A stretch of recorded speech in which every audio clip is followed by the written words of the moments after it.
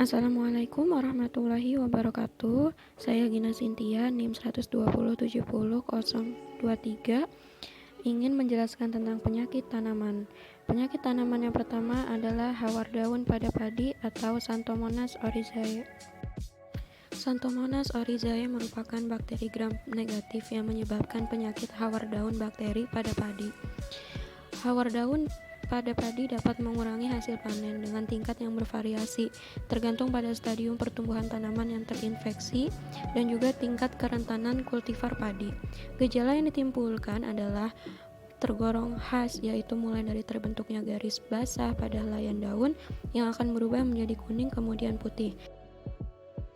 Untuk pengendaliannya dengan pemberian agen-agen hayati untuk mengendalikan OPT, misalnya P. fluorescens, B. subtilis, dan Corynebacterium sp. yang berperan sebagai antagonis terhadap patogen tanaman karena mampu memproduksi antibiotik, siderofor, dan substansi volatil. Selanjutnya, busuk buah Phytophthora sp. yang ditimbulkan pada media biakan atau jaringan tanaman dalam keadaan lembab. Umumnya tidak berpigmen dan apabila dilihat di bawah mikroskop, miseliumnya berwarna hialin. Miselium bercabang dan memiliki struktur seperti tabung. Penyakit ini dapat menyebabkan kehilangan hasil mencapai 90% terutama pada musim hujan atau musim kemarau. Gejalanya pada kulit pangkal batang terdapat bagian yang membusuk dan berbatas jelas. Bagian yang membusuk sering mengeluarkan cairan yang berwarna kecoklatan, sehingga penyakit ini sering disebut sebagai penyakit kecap. Untuk pengendaliannya, salah satu teknik yang berpotensi dikembangkan untuk mengendalikan penyakit ini ialah penggunaan cendawan trichoderma. Kemampuan cendawan trichoderma telah dilaporkan. Penggunaan cendawan trichoderma dapat menurunkan insidensi penyakit BPP hampir sama dengan penggunaan fungisida sintetik. Kemudian yang ketiga, layu fusarium atau Fusarium oxysporum disebabkan oleh jamur Fusarium sp. Ini adalah salah satu jenis patogen tular tanah yang mematikan. Gejala layu fusarium pada tanaman seperti daun yang bawahnya menguning dan batang semut mudah pecah. Pada gejala yang parah, daun terbawah akan patah sebagian dan juga batang yang diberas secara melintang dan membujur mendapatkan diskolorisasi.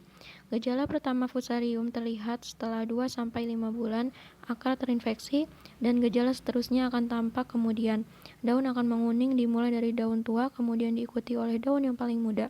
Prosesnya bisa mencapai 2 minggu dan kemudian daun dan batang akan patah. Untuk pengendaliannya secara biologis sudah luas digunakan dengan menggunakan jamur-jamur saprofit yang bersifat antagonis terhadap Vol, di mana diantaranya dengan menggunakan fungi Mycorrhiza arbuscula. Nah, fungi tersebut sudah banyak diteliti sebagai agen antagonis terhadap beberapa patogen penyebab penyakit tanaman.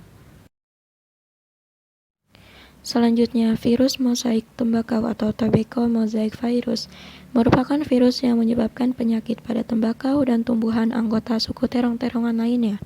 TMV mempunyai partikel berbentuk batang panjang dengan ukuran 300 kali 18 nanometer.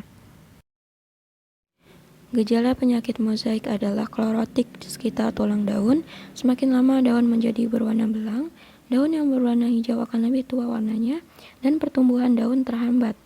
Pada daun terjadi bercak-bercak hijau muda atau kuning yang tidak teratur. Untuk pengendaliannya, yang pertama pemilihan lahan pembibitan dan lahan tanam. Yang kedua, pemberian abu sekam atau tomang atau tepung sisa bakaran arang pada lahan pembibitan. Yang ketiga, memilih varietas yang tahan akan penyakit TMV. Yang keempat, menggunakan bibit tanaman yang sehat. Yang terakhir, rotasi dengan tanaman bukan inangnya. Busuk akar anggrek atau Pseudomonas viridiflava. Bakteri ini termasuk dalam genus Pseudomonas spp. Bentuknya berupa batang lurus, tidak mempunyai kapsul dan tidak berspora dengan ukuran 0,5 kali 1 sampai 3 nanometer dan termasuk dalam gram negatif. Ciri lainnya yaitu bakteri bergerak dengan menggunakan flagela yang terdapat di sekeliling sel bakteri. Selain itu, bakteri ini juga termasuk anaerob fakultatif. Untuk pengendaliannya di Indonesia sendiri belum ditemukan pengendalian penyakit tersebut yang paling efektif. Sedangkan penggunaan biobakterisida sudah diterapkan pada luar negeri untuk menekan penyakit busuk lunak pada akar anggrek ini. Cukup sekian dari saya, kurang lebihnya mohon maaf. Wabillahi taufiq wal hidayah. Wassalamualaikum warahmatullahi wabarakatuh. Terima kasih.